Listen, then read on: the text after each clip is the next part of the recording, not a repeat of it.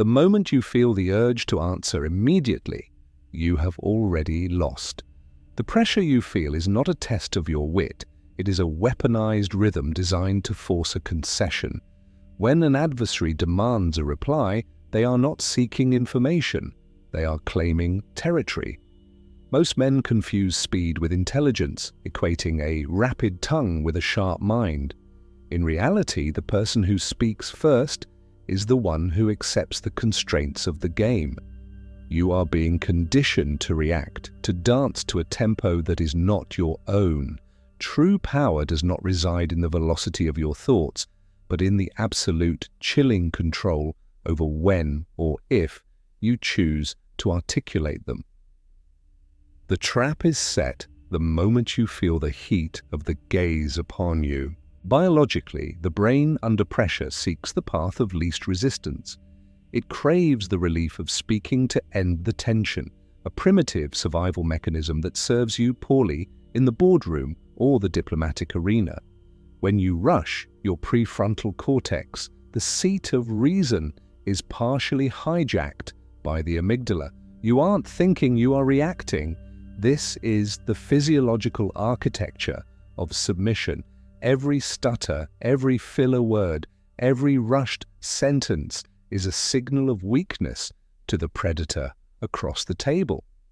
They are watching for the moment your composure fractures. By prioritizing speed, you are effectively dismantling your own defense mechanisms, offering your vulnerabilities on a silver platter to those who know how to exploit them. Consider the social conditioning that demands instant gratification. From childhood, we are taught that a delay in answering is a sign of ignorance.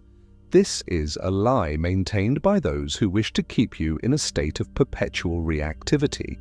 In the elite circles of history, the pause is not a sign of hesitation. It is a deliberate act of dominance. It is a vacuum created to force the other party to fill it with their own insecurities. When you refuse to answer instantly, you break the social contract of subservience. You force the aggressor to wait, and in that waiting, their confidence begins to erode. You are no longer a participant in their game, you are now the architect of the environment. The arrogance of intelligence is the belief that you must prove your worth through articulation. This is the ultimate ego trap. If you feel the need to justify your position, you have already accepted that your position requires justification. Power is silent. It is the weight of the air between two people. When you strip away the need for validation, you discover a terrifying efficiency. You realize that most questions are merely probes, attempts to map your boundaries. By answering quickly, you provide a map. By remaining silent, you force the explorer to wander in the dark, effectively neutralizing their offensive capabilities before the debate has even properly begun. To think faster on your feet is a misnomer. You do not need to move faster. You need to change the geometry of the encounter. Imagine the conversation as a battlefield. Your opponent is firing salvos of questions, hoping to overwhelm your lines. If you match their fire, you deplete your resources. If you hold your fire, you force them to advance into your range. The illusion of speed is a shell game. It is the magician's sleight of hand. While they focus on the speed of your tongue, they fail to notice the stillness of your mind. We shall now dissect the master of this art, a man who survived the guillotine by simply refusing to be hurried, Charles-Maurice de Talleyrand. A name whispered in the halls of power, a man who navigated the shifting sands of the French Revolution, the rise and fall of Napoleon, and the restoration of the monarchy, all while maintaining his head and his influence. Talleyrand understood that in a world of violent change, the only constant is the ability to dictate the pace of one's own existence. He never gave an immediate answer. He cultivated an expression of utter neutrality, a mask that rendered his true thoughts invisible. He did not seek to be liked. He sought to be the gravity around which all other planets orbited. During the height of the Napoleonic era, Generals would approach him with urgent demands, their faces flushed with the adrenaline of war. Talleyrand would listen, his eyes half closed, his posture relaxed. He would let the silence stretch until the general, feeling the weight of his own impatience, began to fumble with his words. Talleyrand did not just use silence, he used it as an instrument of psychological erosion. He knew that the more a man speaks under pressure, the more he reveals about his own desperation. By delaying, Talleyrand forced the other to negotiate with himself before a single word of rebuttal was ever uttered. His method was deceptively simple, the clarification loop. When a demand was made, he would not defend or argue. He would ask a question that forced the other to explain their premise. "Why do you believe this is the only path?" he would ask, his voice steady, devoid of judgment. This simple redirection shifted the burden of proof back onto the attacker. It forced them to articulate their reasoning, which inevitably exposed the flaws in their logic. It is a master stroke of defensive manipulation. Never defend your position. Always interrogate the validity of the attack. Talleyrand's survival was not luck. It was a testament to his emotional detachment. He viewed politics as a game of chess, not a struggle of identities. When others took offense, he took notes. When others grew emotional, he grew more precise. He understood that whoever loses their composure loses their leverage. By maintaining a glacial pace, he ensured that he was never caught in the trap of his own reactivity. His rivals, driven by passion and the need for immediate results, were consistently outmaneuvered by a man who treated time as his most valuable currency. Consider the lesson of the Congress of Vienna.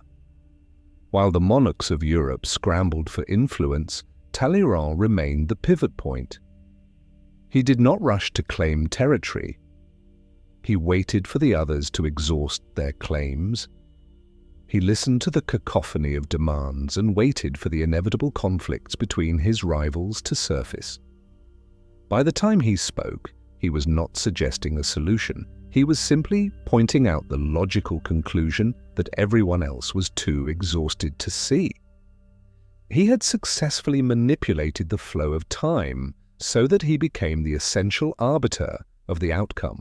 The core of the Talleyrand method is the refusal to internalize the pressure. He understood that the urgency of the moment is often manufactured. In business, in law, in personal conflict, the emergency is almost always a tactic. By adopting the persona of the slow, deliberate thinker, you signal to the world that you are not a pawn in their manufactured crisis. You become a steady, immovable object. And when the irresistible force of their aggression hits an immovable object, it is the force that breaks, not the object. This is the essence of tactical control. Now let us apply this to your own life. When someone attacks your position or demands an answer, your first reaction is to defend, stop. Instead, use the mirror question. If someone says, "You are failing to meet the deadline," do not explain yourself. Simply ask, what exactly do you mean by failing? Or why do you feel this is the critical point of focus? This shifts the entire dynamic. You have transformed from the defendant into the judge. You are now auditing their claim, and by doing so, you force them to define the parameters of their attack, which usually leads to their own confusion. The power of the anchor. Silence is not empty, it is heavy. When you ask a challenging question, you must drop the anchor. Do not speak after you ask. Let the question hang in the air, gathering weight. The silence will become unbearable for the other person. They will feel compelled to fill it. They will provide more details, more excuses, more justifications, all of which serve to weaken their original position. You are extracting intelligence while remaining completely hidden. This is the ultimate form of psychological warfare, letting the opponent dismantle their own arguments in their desperate attempt to escape the silence. Never be the first to apologize or the first to clarify. Clarity is a gift you give to others. Do not give it away for free. If you are misunderstood, let them remain in their misunderstanding until it serves your purpose to correct them. The fear of being misunderstood is a symptom of insecurity. When you are confident in your trajectory, the opinions and interpretations of others are irrelevant noise. By maintaining your silence, you keep your intentions obscured, preventing your opponents from accurately predicting your next move. The inversion of the board.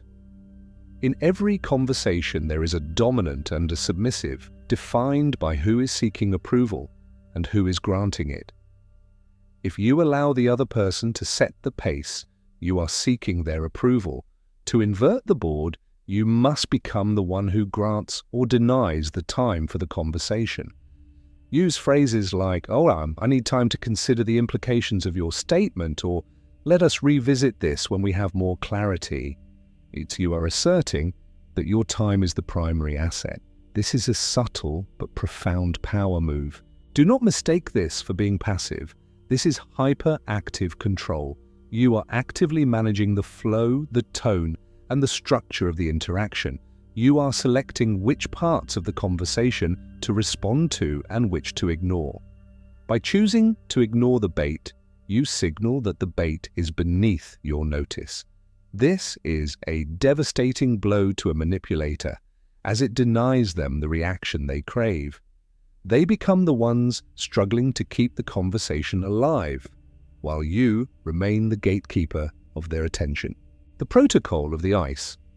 This is the final stage of psychological mastery, the total separation of ego from discourse. When someone attacks you, they are not attacking you, they are testing your perimeter. If you take it personally, you lose. If you see it as a mechanical test of your defenses, you win. The protocol of the ice requires you to view your own emotions as external data points. You are the observer, not the subject. You watch your own pulse, your own reaction, and you keep it perfectly steady. Nothing, not even the most aggressive insult, can move you from your center. Emotional detachment is not a lack of feeling, it is the absolute mastery of it. You feel the anger, you feel the urge to strike back, but you do not let it command your actions. You acknowledge it, you package it, and you set it aside. This creates a terrifying aura of calm. People fear what they cannot provoke. When you become unprovocable, you become a force of nature. You are no longer a target, you are a standard against which others must measure their own instability. When you are in a negotiation, imagine the table is not between you and the other person, but between you and the problem. If you view the person as the obstacle, you will clash. If you view the person as a fellow player, you can manipulate the board. The goal is to align your interests with the outcome you desire, while making the other person believe that your outcome is the only logical conclusion for them as well. This is the art of the subtle nudge, the slow, calculated pressure that moves them toward your goal without them ever realizing you were the one guiding the hand. The mind that wins is not the one with the most knowledge, but the one with the most control. You will encounter people who are faster, louder, and more aggressive. Let them be. They are burning their fuel, exhausting their spirit, and revealing their hands. You are the one who waits, who observes, who calculates, and who strikes only when the timing is perfect. You are the predator in the tall grass, silent and patient. The world belongs to those who do not rush, for they are the only ones who truly possess the time they live in. Remember, speed is a tactic of the desperate. True power is found in the stillness that precedes the decisive action. By mastering the pause, by utilizing the mirror, and by maintaining the ice within, you transcend the petty squabbles of the reactive masses. You become the one who sets the tempo, the one who defines the reality, and the one who dictates the outcome. The pressure is only real if you agree to participate in it. Choose to opt out. Choose to control the time and you will control everything else. The game is always in session. Every conversation is a maneuver. Every silence is a choice. You are now equipped with the mechanics of the elite, the ancient, and the unseen. Do not let the urgency of the world compromise your stillness. Guard your time as if it were your life. For in the world of power, they are one and the same. Walk softly, speak only when necessary, and always, always keep the tempo in your own hands. The silence is yours to command. Use it wisely. The world will wait for you because you are the one who finally learned how to make it.